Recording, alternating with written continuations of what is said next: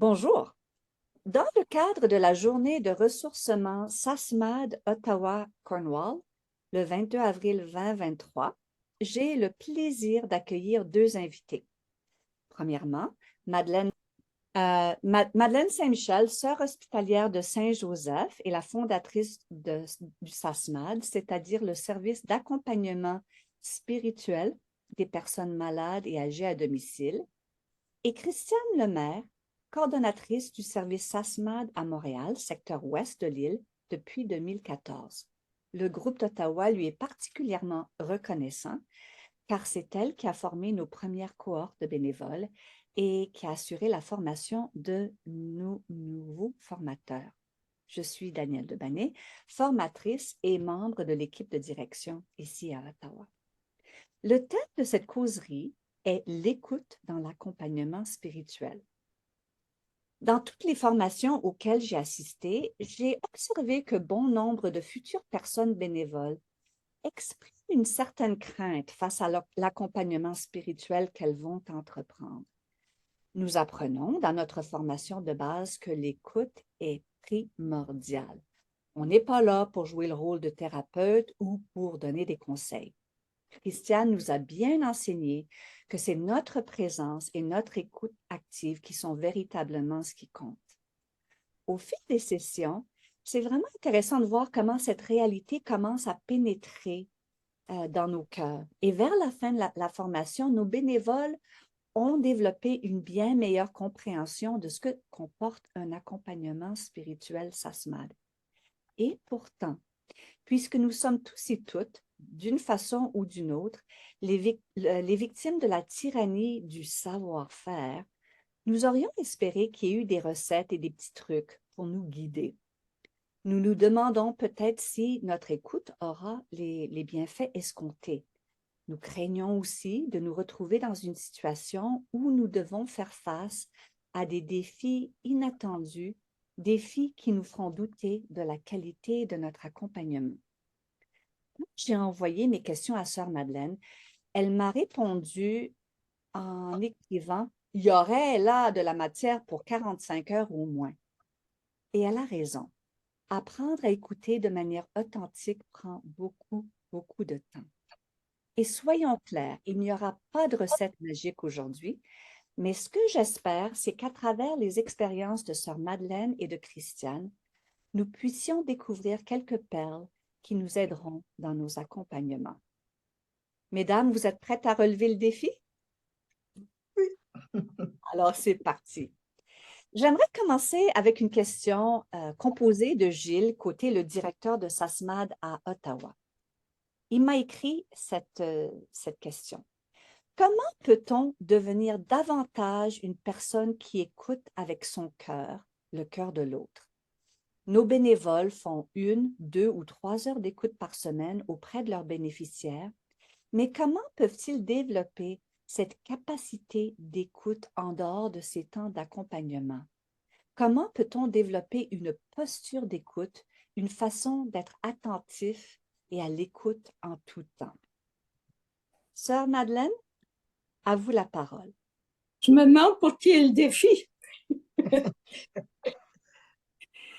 En écoutant l'introduction, j'ai noté 2 mots. Écoute active, puis en dehors de nos temps d'écoute. Alors, pour moi, l'écoute active, là, c'est un mot qui commence à être, je dirais pas usé, mais on emploie ça un peu à toutes les sauces. L'écoute est active en autant qu'elle est en dedans. Et je pense à ça pourquoi j'ai pas fondé, mais mis sur pied le service. C'était pour écouter. Et tout de suite, au départ, je me suis dit, l'écoute, ça se fait en écoutant avec les oreilles. Et cette écoute est devenue une icône, mais en même temps, ce que ça voulait dire quand même, c'était important. Parce qu'il y a différentes façons d'écouter. Et je crois qu'on sait ce que c'est que l'écoute, c'est quand on a déjà été écouté soi-même. pour soi, puis qu'on a dit, oh, ça m'a fait du bien. J'ai été écoutée. Puis l'autre a à peine réalisé qu'elle écoutait.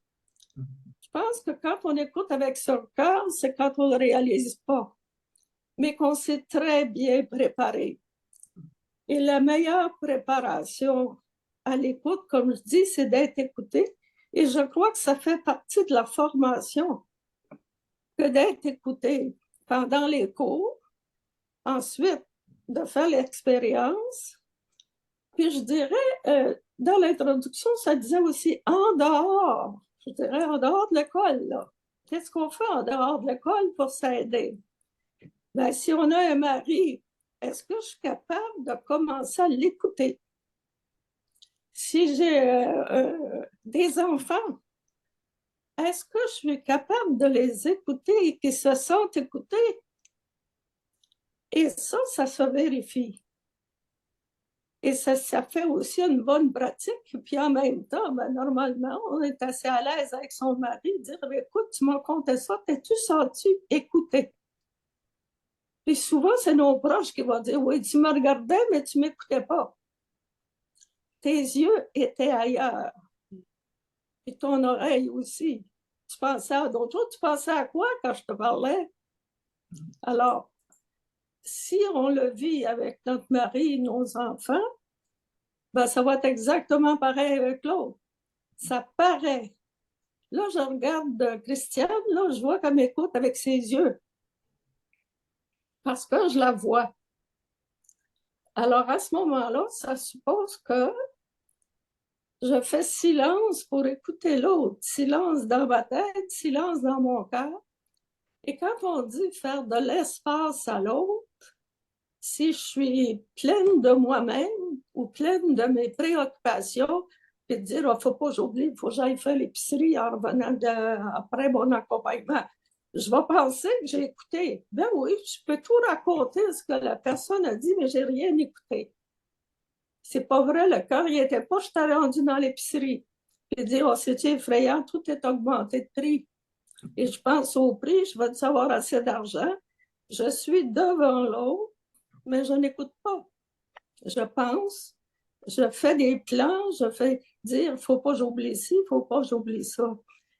Et c'est très facile à dire, mais ce n'est pas si facile que ça à faire. Et ça, comme dans n'importe quoi, l'important, c'est de se faire vérifier. Alors, par une bonne supervision. C'est beau de dire, je fais 2-3 heures par semaine d'écoute, mais ce que j'ai écouté, j'ai peut-être écouté 5 minutes là-dedans. Mais il faut que moi, j'en parle à quelqu'un. Dire, ça s'est passé comme ça, puis dire, alors ça suppose qu'on est supervisé après nos rencontres. Puis c'est pas, en partant, c'est pas les rencontres les plus longues, les meilleures. On le sait. Souvent, c'est quelques minutes ou un petit geste. Et quand on dit qu'on écoute avec tout son être, tu sais, il n'y a pas de position idéale. C'est sûr que si vous avez deux jambes écartées puis tout ça, là, ça va se voir aussi. Mais la personne qui est là n'aura pas le goût de parler. On écoute avec ses yeux, ses oreilles. Notre attitude parle.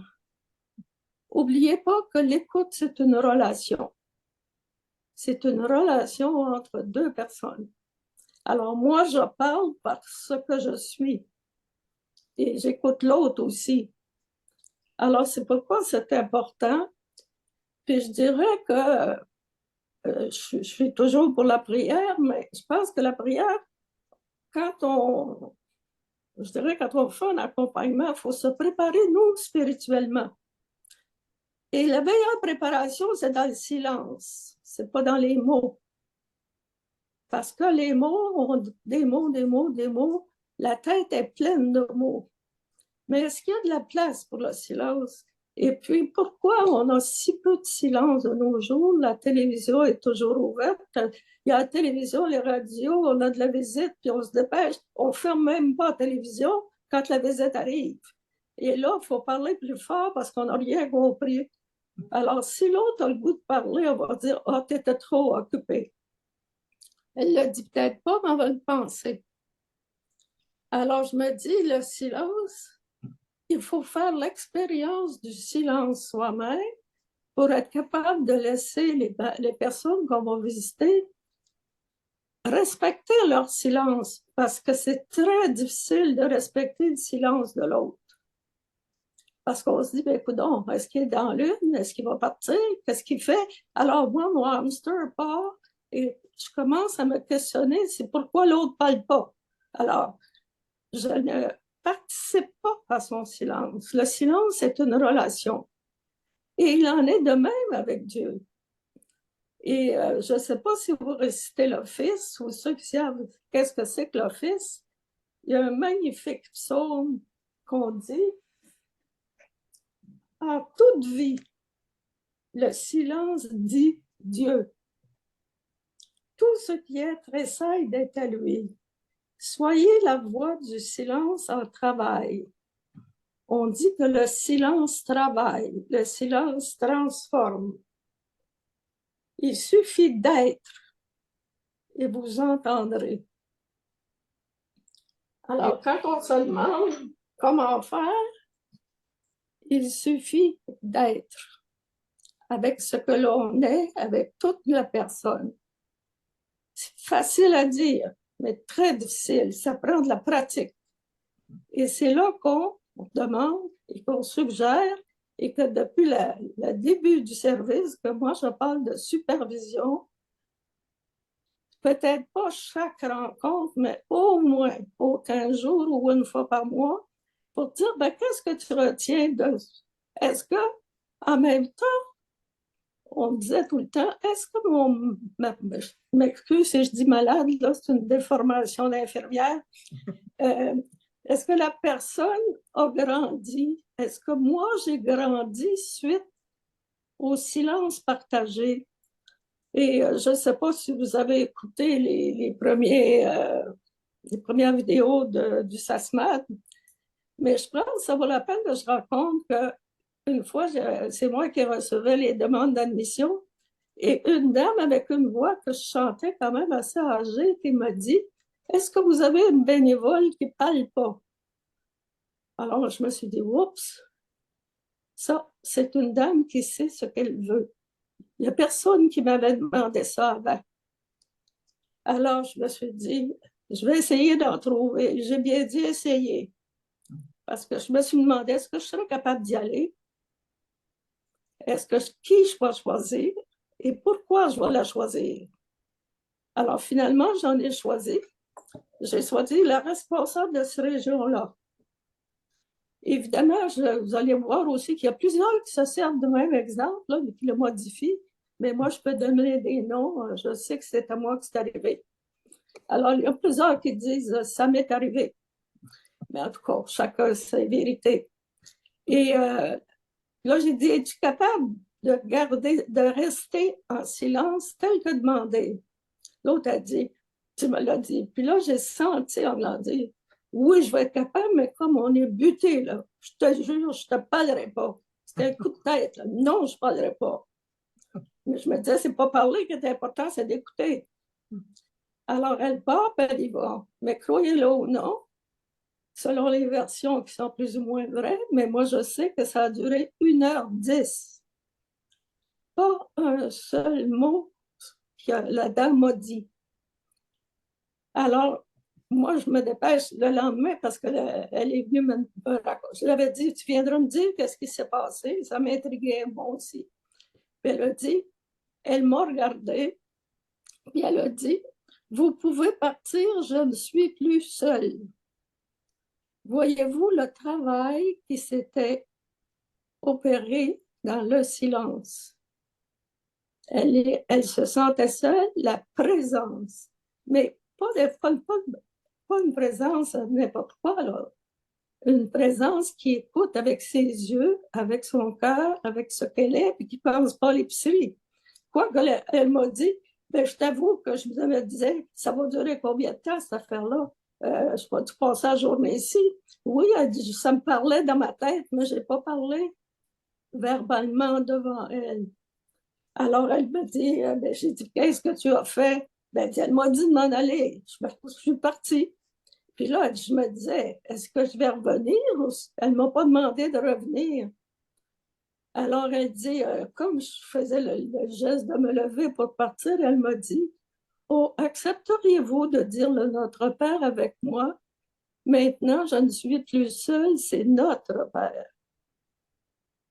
Alors, elle dit, j'ai dit le Notre Père avec elle lentement. Je l'ai laissé verbaliser le Notre Père. Puis là, elle dit, moi, j'en tremblais. Je me disais, qu'est-ce qui se passe? Qu'est-ce qui se passe? Elle dit, vous voyez, là, elle était dedans la relation. Alors, elle l'a quitté. Puis elle a dit, oh, j'ai pris une chance. Je suis retournée le lendemain matin. Je me disais, bon, si elle m'ouvre, ça ira. Si elle ne m'ouvre pas, ben, je partirai. Puis elle dit, je suis arrivée, puis elle dit, la madame était décédée dans la nuit. C'est le concierge qui a dit, elle est décédée cette nuit. Alors, vous voyez tout le travail qui s'est effectué dans le silence. Et je me dis, oubliez jamais cette expérience-là. Ça peut vous arriver, mais pratiquez-vous. Pratiquez-vous chez vous, dans votre maison. Est-ce qu'il peut y avoir du silence? Est-ce qu'il faut que la télévision soit... Puis si elle est fermée, ben, ce n'est pas pour dormir. Ça peut être pour réfléchir. Mais aussi, la supervision est importante.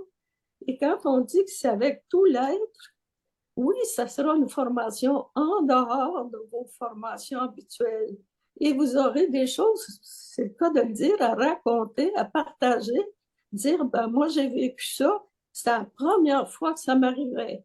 Et c'est là qu'on voit les premières fois du travail du silence.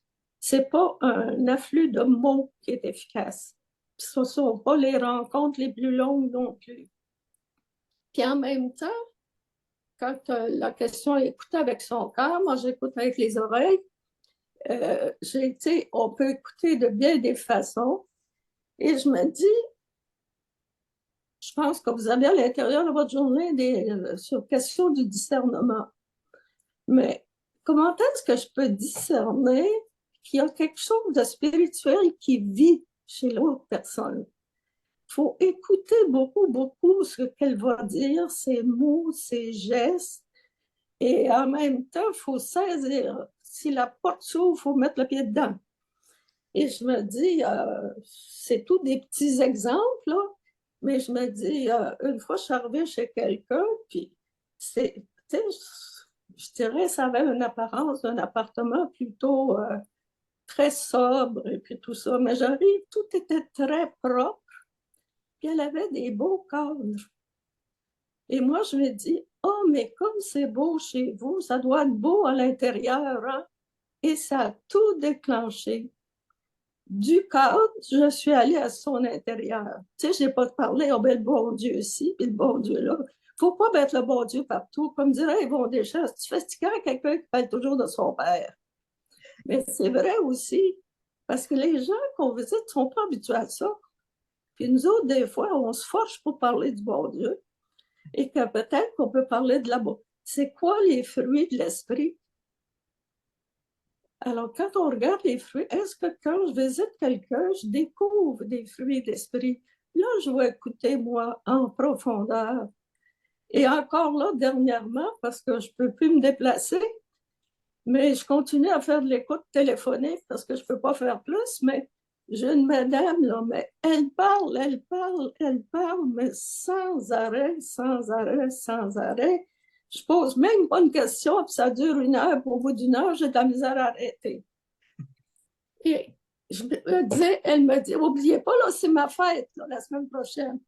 Puis c'était quelqu'un que je connaissais pas. J'ai dit, quel message qu'elle m'envoie? Alors, je me suis dit, non, je n'enverrai pas un texto parce qu'elle va avoir toutes mes coordonnées, puis c'est pas la question de devenir amie avec elle. Je pense, j'ai dit par la lettre, par une carte de fête, c'est moins compromettant. Mais que dire? Je me disais, oh, c'est incroyable, un vrai moteur, puis en tout cas. Alors, tout simplement, j'ai souhaité des petits bonheurs en profondeur. Ah bon, là, le téléphone. Heureuse, enfin quelqu'un qui me comprend. quelqu'un qui m'a... Ça, j'ai jamais quelqu'un qui m'a compris comme ça. Moi, je n'avais absolument rien dit, là.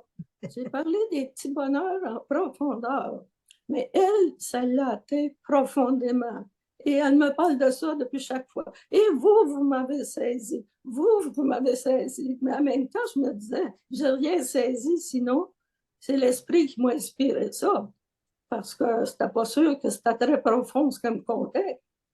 Mais comment déceler des petites choses comme ça? Mais ça prend de la pratique pour dire, moi, j'essaie de trouver les fruits de l'esprit qui sont actifs chez les personnes. T'sais? Et quand on ne les sait pas, bon, on prend notre Bible, on prend, on y va. Et c'est là qu'on peut écouter qu'est-ce qu'elle vit, puis en même temps, là, on peut faire un petit reflet, mais pas toujours. Il faut laisser l'autre se dire, puis faire de l'espace en nous, parce que c'est comme si j'ai un verre d'eau qui est plein, ben ça ne sert à rien, on ne pourra pas en mettre d'eau. Mais si j'ai de l'espace, je vais pouvoir avoir de l'espace pour écouter l'autre. Et ce sont des petites choses qui, d'après moi, donnent des grands résultats. Parce que, avant, moi, je me dis, avant chaque rencontre avec ça, je me dis toujours, je demande à l'esprit, dis-moi quoi dire, dis-moi quoi taire. Puis ça finit là.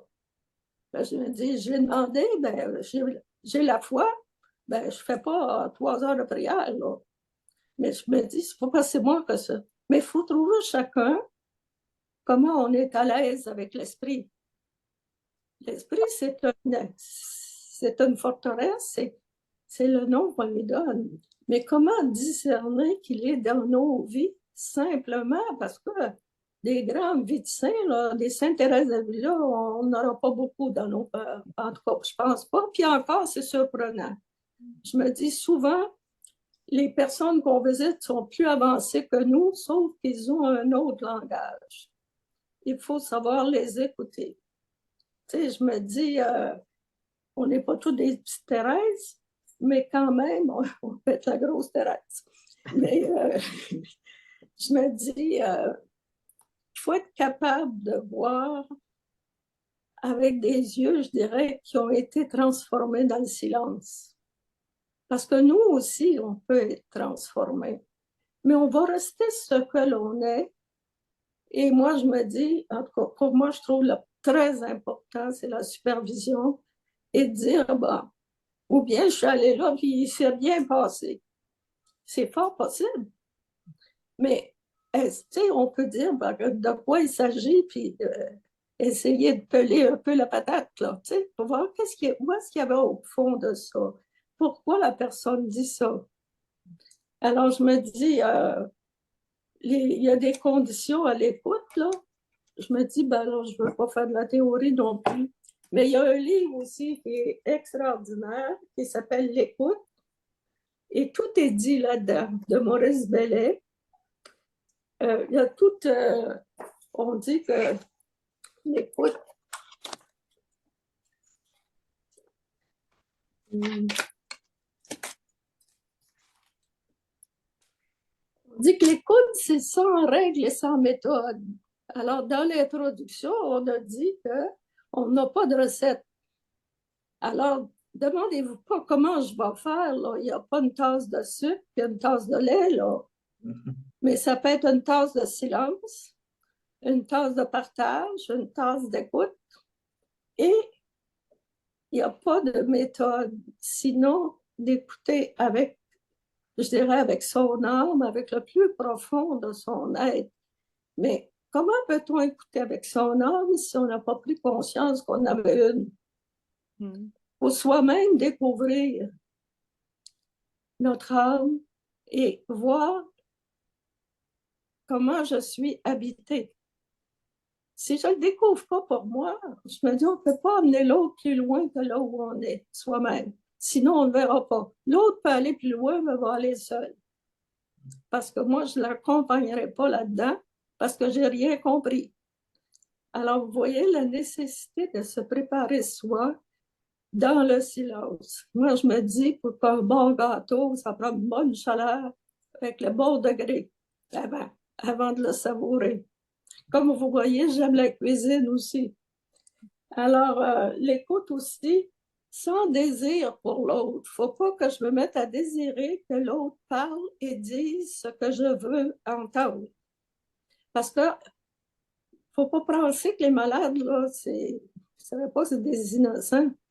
Ils s'aperçoivent si on veut les faire parler ou pas. Ça joue à deux, ça. Alors, je me dis, puis être sans statut social, que je sois ministre, que je sois député, que je sois un pauvre ou un riche, je me dis, je vais visiter sans statut social, sans interpréter ce que les malades, la personne dit.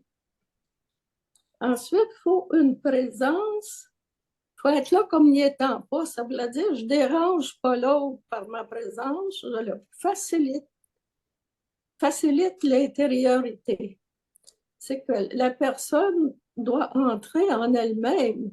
Parce que c'est un accompagnement, je me dis, on le veut spirituel, mais il ne faut pas penser juste à ça tout le temps, puis quasiment les achaler avec ça, là. Puis, on ne s'en va pas là faire du prosélytisme, puis il n'y a personne qui nous a demandé de convertir les autres. On est envoyé pour être témoin du Christ. Mais le Christ, là, il les achalait pas, les gens. Il partait de leur vécu, puis il partait de paraboles, et il interprétait les paraboles pour ceux qui ne comprenaient pas. Alors, je me dis, il ne faut pas nous arriver puis commencer, il faut prier, puis il faut prier, puis il faut prier, parce qu'ils vont dire, là, ben, c'est pas pour ça. Parce qu'ordinairement, quand les gens demandent, c'est qu'ils sont, la plupart, une grande solitude. Ça peut être de la souffrance physique, morale. Ils ont des problèmes avec leurs enfants. Les enfants sont venus quêter le dernier chèque. Le loyer, il n'y a pas d'argent. Tout est augmenté. Puis ils vont dire, oh ben toi, lâche-le-moi pas avec ça. S'ils ne disent pas, ils pensent. Alors, faut arriver à ne pas feutrer parce qu'on n'est pas chez nous. À domicile, c'est la personne qui est roi et maître. Nous, on est des envoyés, mais pas n'importe qui nous envoie. Et aussi, on nous demande d'être témoins. Est-ce qu'en nous voyant, ils peuvent discerner pour qui on travaille? Parce que des fois, c'est un travail. C'est pas toujours en nous écoutant. C'est souvent en nous voyant. Alors, qu'est-ce que je présente à l'autre? Est-ce que je suis vraiment un témoin charitable? Là, on peut arriver avec toutes les vertus possibles, imaginables, là, de critiquer, d'être négatif. Oh, la politique, c'est comme ça, puis ah, le ci, puis ça. La médecine, c'est effrayant, le service de la santé est pourri, puis tout ça. Puis je vous dis, moi, à votre place. Ça aussi, là, moi, à votre place, il ne faut jamais dire ça. On n'est pas à la place de l'autre. Jamais à la place de l'autre. Puis en même temps, le témoin, d'habitude, c'est positif. Et en même temps, moi, je me dis, si on n'est pas capable de se retenir, qu'on se taise, là, ça va être une bonne raison d'être en silence. Et en même temps, moi, là, je dirais comme chapeau à tout ça, ce qui est important, c'est d'aimer. Si on n'aime pas, là, ben, qu'on change de bénévolat. Parce que les personnes qu'on visite ont besoin d'être aimées. Je pense à ma madame moi, qui parle tout le temps, là. Puis j'ai osé lui demander, mais pourquoi vous avez demandé mon service? Ben, c'est parce que je veux parler. Oui, je m'en apercevais, là, tu sais. Mais c'est incroyable. Alors, je me dis, les besoins sont... Elle n'a pas besoin de faire la morale, cette paix, puis de toute façon, ça ne donne rien. Alors, je pense qu'il faut être honnête avec soi, puis honnête avec Dieu, puis honnête avec le service. On ne fait pas de prosélytisme, mais on est ouvert à différent de nous. Quelqu'un qui pense différemment, on l'accueille autant qu'un autre. On lui fait de la place dans notre cœur. Est-ce que Alors, ça vous arrive, est-ce que ça vous arrive de leur poser des questions sur leurs croyances religieuses ou spirituelles? jamais. Parce que je me dis, c'est pas pour ça qu'ils m'ont demandé. Ils m'ont demandé pour les écouter. Ils m'ont pas demandé d'aller leur faire passer des tests. Es-tu au premier degré de ta croyance ou au troisième degré? Puis en même temps, moi, je me dis, est-ce que je me fais demander ça par quelqu'un d'autre? C'est quoi ta foi? Bon, peut-être dans des groupes, là, des groupes de croissance. Mais je me dis, comme si on saisit, je dirais, l'équivalent de la foi en acte. Tu sais, on est jugé sur les actes. On dit la foi sans les actes, c'est rien. Mais je me dis, c'est des actes de foi. Puis on va entendre, par exemple, la mère qui va dire, oh, mon fils faisait pitié, j'ai donné de l'argent. La charité, tu sais, je me dis, j'ai fait longtemps des soins palliatifs et souvent je demandais aux patients, c'est quoi qui est important pour vous? Ça, je le demandais. Puis ils répondaient, l'amour et la famille. Alors à ce moment-là, moi, je me dis, puis en même temps, on regarde sur quoi on va être jugé. On n'est pas jugé sur le nombre de prières qu'on a faites. On dit, as-tu aimé? Et comment as-tu aimé? J'aime beaucoup Il y votre avait quelqu'un qui reprochait, puis j'écoutais, je ne sais pas, hier soir à la télévision, il y avait un débat sur la fameuse controverse avec Legault qui a osé dire que c'était fondamental. Il parlait. Et l'autre a dit quand même, l'amour de Dieu et du prochain, c'était même pas, c'est avant tout le reste. Et Jésus a dit que c'est sur ça qu'on va être jugé. Est-ce que j'ai aimé Dieu? Puis est-ce que j'ai aimé les autres? Et ça, quand on se pose des questions comme ça, moi, je me dis, il faut revenir à ça. Est-ce que le geste que j'ai posé, c'est par amour? Est-ce que c'est par curiosité que je pose? Ça aussi, là, la curiosité, là, c'est incroyable. Moi, je me dis, c'est presque pervers. Parce qu'à un moment donné, quand on commence à dire, oh, je te dis qu'il n'a vécu cet homme-là des affaires. Puis là, on dit, oui, puis c'était quoi vous avez fait après? Puis après ça, qu'est-ce qui est arrivé? Pensez-vous que c'est de l'écoute au bon niveau? Non, c'est un roman fleuve. Vous êtes rendu au 3e chapitre, que vous voulez savoir. Puis rendu chez vous, dire à sa femme, je te dis, j'ai été visiter un homme aujourd'hui, puis il y avait ci, puis il y avait ça. C'est un petit roman fleuve. Non, le service n'est pas fait pour ça. Il faut rester avec beaucoup de respect de ce qu'on a vécu quand on sort d'une maison, parce que l'autre nous fait la faveur de nous confier ou ses problèmes, ou ses joies, ou ses difficultés. Mais ce n'est pas des romans fleuves. Tu sais, puis dire, prendre ça, là, la visite suivante, puis qu'est-ce qui est arrivé depuis ce temps-là? Votre fils est venu, qu'est-ce qu'il a fait? Non, c'est pas ça.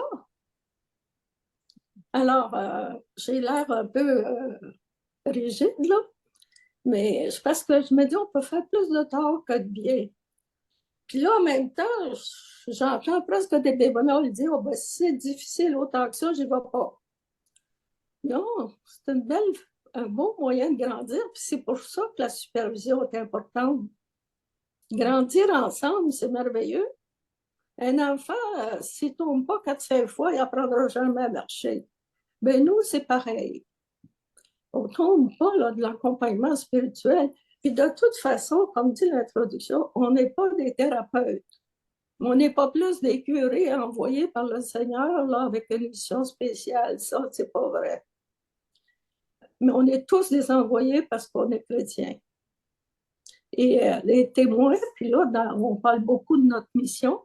Ben, notre mission, c'est d'aller vers eux, vers les pauvres, les malades, les démunis, et de les aimer comme ils sont, sans les juger, sans interpréter, puis sans dire, ben moi, je te dis qu'à ta place, je ferai une plainte, qu'à ta place, je ferai ci, qu'à ta place, je ferai ça. Non, on n'est pas là pour ça. Alors, je ne sais pas si je fais peur ou si j'encourage. Mais dans votre exemple que vous avez donné de la femme qui parlait sans cesse, je pense que dans un sens, on se sent rassuré en tant que bénévole parce qu'on sait qu'elle va parler, on n'aura pas besoin de combler les silences inconfortables. Mais il y a des situations où la personne a peut-être peur de démarrer. Est-ce que vous avez des suggestions qui peuvent aider qui peuvent l'aider à se sentir à l'aise? Moi, je me dis, ça peut arriver surtout dans les débuts de rencontre parce que les gens ne nous connaissent pas, là. On est des étrangers qui arrivent chez eux, puis qu'on veut presque entrer dans leur intimité. Fait que le climat de confiance, quand il n'est pas établi, on est sur la pointe des pieds. Ben, nous-mêmes, on ne se livre pas comme ça à n'importe qui sans les connaître. Alors, je me dis, les personnes qu'on visite, c'est pareil. Il faut qu'il y ait un climat de confiance. Elle vient faire quoi ici, cette femme-là? Cet homme-là, il vient pourquoi, là? Viens-tu m'embarricader, là? Ben, s'il pense qu'il va venir me convertir, qu'il reste chez eux. Ben, s'il pense ça, c'est... Mais en même temps, il faut presque, je dirais pas le demander, mais si on demande, ben, il y a des limites, là, des silences. Tout le monde n'est pas comme la première madame. Mais je me dis, si après un bon bout de temps, qu'il y a silence, dire, vous aimez le silence, madame? Alors là, elle va répondre non. Puis là, elle va dire, ben, c'est parce que je ne sais pas quoi dire. Ou bien ce que j'ai à dire, ça ne se dit pas. Voyez-vous qu'on a déjà fait un pas. On voit qu'il y a de quoi de difficile qui s'en vient. Mais il faut respecter ça, il faut respecter son rythme. Il ne faut pas dire, hey, c'est assez dur, appelle pas. De ne pas parler, c'est aussi difficile à vivre que parler tout le temps. Parler tout le temps, on se demande comment arrêter. Puis quand la personne ne parle pas, on se demande comment la faire parler. Mais pendant ce temps-là, est-ce qu'on écoute le silence? Quand la personne qui ne parle pas, est-ce qu'elle bouge continuellement? Est-ce qu'elle est agitée? Là, on regarde leur corps, comment elle vit elle-même son propre silence. Si elle est toute détendue, toute calme, ben, ça peut être un silence très profond. C'est pas que les mots qui parlent. Et ça, c'est important à décoder. Et une fois que vous avez décodé, si vous sentez qu'elle est en détresse, que faites-vous? Mais d'abord, moi, je me dis, il ne faut pas que je dépasse mon rôle. Il y a des détresses qu'on n'a pas la compétence de régler. Par exemple, des gros cas de psychiatrie où, à un moment donné, mais il faut être capable un peu de discerner. Si on ne discerne pas, mais c'est là qu'on a une supervision.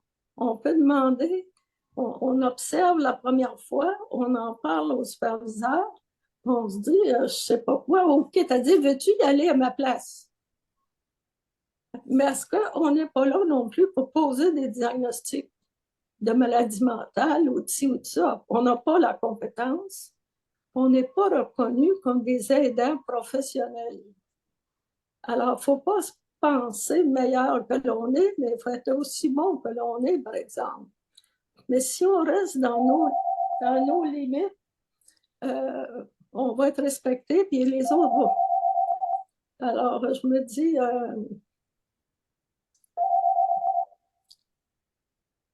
non, je pense qu'il y a, là non plus, il n'y a pas de recette. Alors, je ne vois pas comment.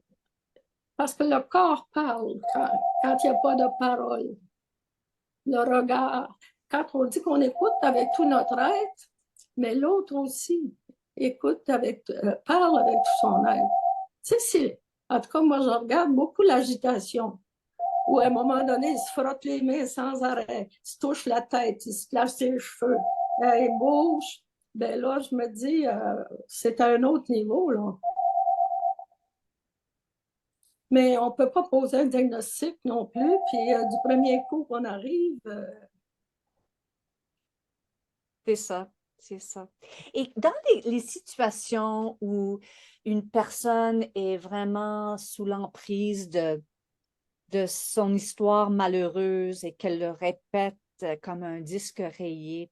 Donc, Laetitia nous a bien enseigné que pour beaucoup de personnes, c'est là où elles sont. Et puis, c'est leur situation. Elles ont besoin de répéter ça maintes et maintes fois.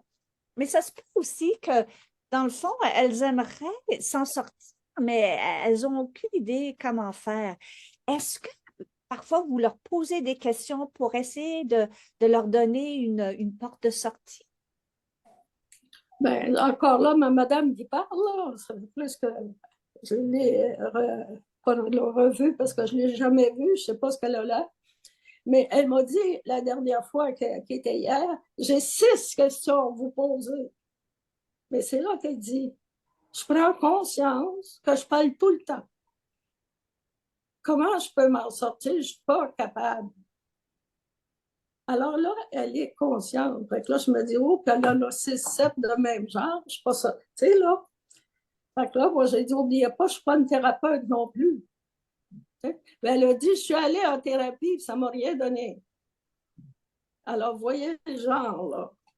Je pense que je ne suis pas. Comme on dit, je vais en avoir pour mon enfant. Tu sais, elle l'écoutait.